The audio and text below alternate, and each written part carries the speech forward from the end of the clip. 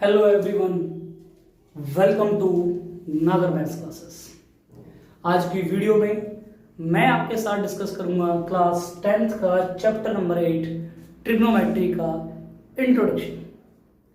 इससे पहले वाली वीडियोस में भी मैंने कुछ चैप्टर्स जो हैं उनका इंट्रोडक्शन डिस्कस किया है क्लास 10th का, तो वो आप जाकर मेरे चैनल पर देख सकते हैं। चलिए बात करते हैं आज नए चैप्टर की, जो चैप्टर नंबर 8 है ट्रिग्नोमेट्री। सबसे पहले मैं आपको ये बता दूं कि ये जो चैप्टर है बहुत ही इंपॉर्टेंट है। इंपॉर्टेंट इसलिए नहीं है कि ज़्यादा मार्क्स का आपके एग्जाम में आएगा, बल्कि चैप्टर इसलिए इंपॉर्टेंट है स्टूडेंट्स क्योंकि इस चैप्टर का जो लिंक है ना वो क्लास 11th के साथ एंड क्लास 12th के साथ डायरेक्ट इस चैप्टर का लिंक है, डायरेक्ट लिंक है। क्लास 11th एंड 12th में भी आप ये चैप्टर पढ़ेंगे ट्रिग्नोमेट्री। अब ऐसा नहीं है कि आप ये क्लास 11th और 12th में ही ट्रिग्नोमेट्री पढ़ेंगे। ट्रिग्नोमेट्री आपको ग्रेजुएशन लेवल पर भी, आप बीएससी में भी पढ़ने को मिलेगा। ठीक है, ग्रेजुएशन लेवल पर भी ये चैप्टर आता है। बस इस चैप्टर के जो नेम है वो क्लास वाइज चेंज होते जाएंगे। जैसे 11th क्लास में इसका नाम चेंज होकर ट्रिग्नोमेट्रिक फंक्शंस हो जाएगा, यानी कि वहां ये फंक्शंस के लिए क्वालिफाई कर जाएंगे ट्रिग्नोमेट्रिक रेशियोज। और क्लास 11th में जाकर ये इनवर्स ट्रिग्नोमेट्रिक फंक्शंस के नाम से आएगा चैप्टर नंबर 2 क्लास 12th में। तो हम यहाँ बात करते हैं इसके बेसिक्स की, कि यहाँ पर इसके बेसिक्स आपको पढ़ना है चैप्टर के। बहुत ही इंपॉर्टेंट चैप्टर है, तो मैं आपको इसका सबसे पहले इंट्रोडक्शन देता हूँ। ट्रिग्नोमेट्री में बेसिकली होता क्या है, ट्रिग्नोमेट्री में हमेशा एक राइट एंगल ट्रायंगल होता है।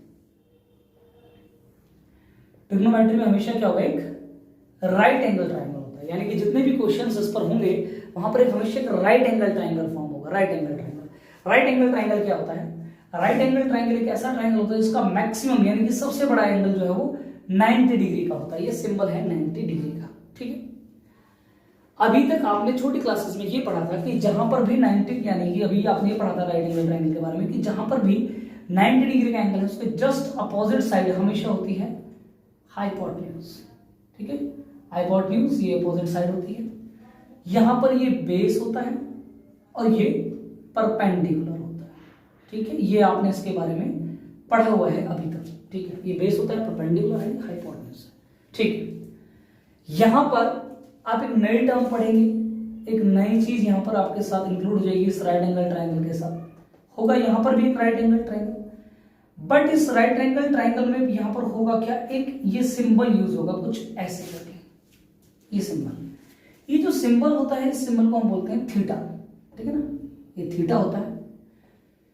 थीटा का यहां पर मीनिंग होता है एंगल से, एंगल होता है। ठीक है, एंगल होता है, थीटा होगा यहां पर एंगल है। ठीक है, अब बहुत सारे बच्चे पूछते हैं कि सर इस चैप्टर को क्यों पढ़ते हैं, इसका क्या यूज है। तो इसके बारे में, यानी कि इसका एप्लीकेशन रियल लाइफ में इसका जो एप्लीकेशन है वो आप क्लास 10th में ही पढ़ेंगे, chapter number 9 application of trigonometry. ठीक है, आप कहेंगे ना सर क्योंकि आप किसी भी जैसे ऑब्जेक्ट को यहां से ऑब्जर्व कर रहे हैं, यहां से ऑब्जर्व कर रहे हैं, किसी चीज को आप देख रहे हैं, तो आपके आई से एक एंगल फॉर्म होता है। ठीक है, एंगल ऑफ एलिवेशन उसको आप कहते हैं। उस एंगल ऑफ एलिवेशन को ही जो एंगल फॉर्म हो रहा है वो आपके लिए थीटा है। ठीक है, ठीक। अब आपको यहां पर जो सबसे इंपॉर्टेंट बात ध्यान में रखनी है वो ये रखनी है कि जहां पर भी थीटा होगा, ये थीटा होता कहां पर है, कभी ये थीटा सी पर होता है, कभी ये थीटा ए पर होता है। ये डिपेंड करेगा क्वेश्चन पर। ठीक है ना, ए और सी ही, ऐसा जरूरी नहीं है ए और सी ही हो, ट्रायंगल पी क्यू आर भी हो सकता है, कुछ भी नाम हो सकता है, ट्रायंगल का कुछ भी नाम हो सकता है, और ये थीटा कहीं पर भी हो सकता है, बट बी पर नहीं होता। यानी कि जहां पर 90 डिग्री का एंगल होता है वहां पर थीटा नहीं होता है। अब जहां पर भी थीटा प्लेस होगा, थीटा के जस्ट अपोजिट साइड हमेशा होती है परपेंडिकुलर। क्या होगी, परपेंडिकुलर। ओके, जहां पर भी थीटा होगा उसके जस्ट अपोजिट साइड क्या होगी, परपेंडिकुलर। ये आपके लिए बेस रहेगा और ये आपके लिए हाइपोटेन्यूज एज इट इज रहेगा। क्वेश्चन में क्या होगा कि हाइपोटेन्यूज कभी भी चेंज नहीं होगा, हाइपोटेन्यूज हमेशा यही होगा। जैसे फॉर एग्जांपल अगर थीटा आपका ए पर है, ओके, तो थीटा के जस्ट अपोजिट साइड कौन सी है, ये बीसी, तो अब ये आपके लिए परपेंडिकुलर हो जाएगा, ये आपके लिए बेस हो जाएगा और ये आपके लिए हाइपोटेन्यूज ही रहेगा। तो ये चीज का आपका ध्यान रखना है कि जहां पर भी थीटा प्लेस होगा उसके जस्ट अपोजिट साइड हमेशा परपेंडिकुलर, साथ वाली जो साइड होगी वो बेस और एक हाइपोटेन्यूज। ठीक है ना, आगे बढ़ते हैं। इसमें एक टेबल है जो आपको बहुत ध्यान से इसको याद रखना है, पंडित बद्री प्रसाद हर हर भोले, ऐसे करके आप इसको याद रख सकते हैं। पंडित बद्री प्रसाद हर हर भोले, पंडित बद्री प्रसाद हर हर भोले, ये याद करने का तरीका है, लर्न करने का मेथड है। अब यहाँ पर कुछ जो ट्रिग्नोमेट्रिक रेशियोज हैं हम यहाँ पढ़ते हैं, तो साइन कॉस टेन। साइन का जो उल्टा होता है यानी कि जो रेसिप्रोकल होता है कॉसेक, ये होता है सेक और ये होता है कॉट, ठीक है। अब इनका मेरा मीनिंग क्या है, जैसे देखिए ये ट्राइंगल था, ठीक है, हमने यहाँ पर लिया साइन थीटा, यहाँ पर लिया, ठीक है ना, थीटा।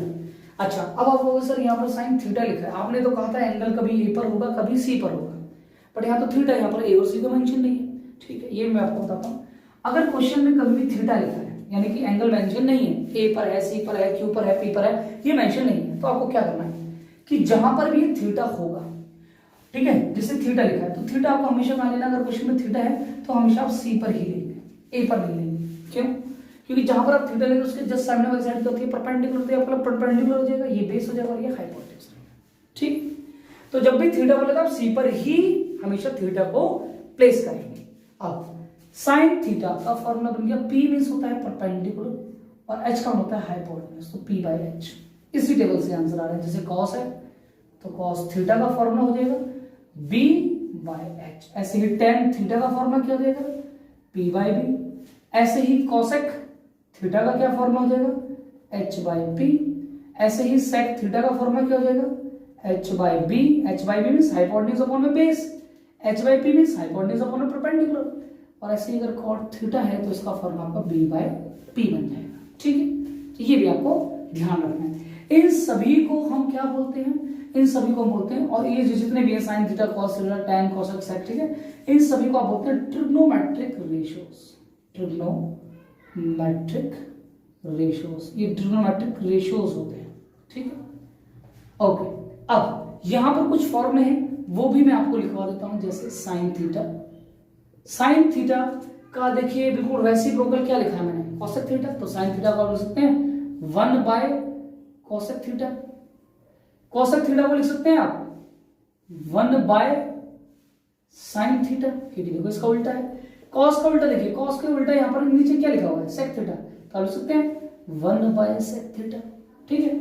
sec का उल्टा क्या लिखेंगे आप, sec थीटा का उल्टा लिखेंगे आप 1/cos थीटा, tan थीटा का उल्टा क्या लिखेंगे आप, tan थीटा का उल्टा लिखेंगे 1/cot थीटा, और cot थीटा का उल्टा आप क्या लिखेंगे 1/tan थीटा।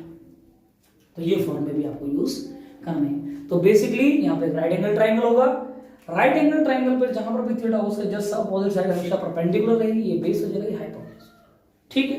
बाकी आपको एक टेबल को याद रखना है, पंडित बद्री प्रसाद हर हर भोले, ये ध्यान रखना है और ये ध्यान रखना है, ठीक है।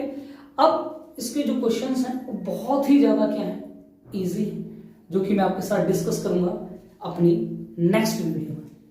तो अभी के लिए सिर्फ इसका ये इंट्रोडक्शन पार्ट आप नोट कर लेंगे, जिससे कि आपको हेल्प होगी जब हम एक्सरसाइज के क्वेश्चंस डिस्कस करेंगे। Thank you student.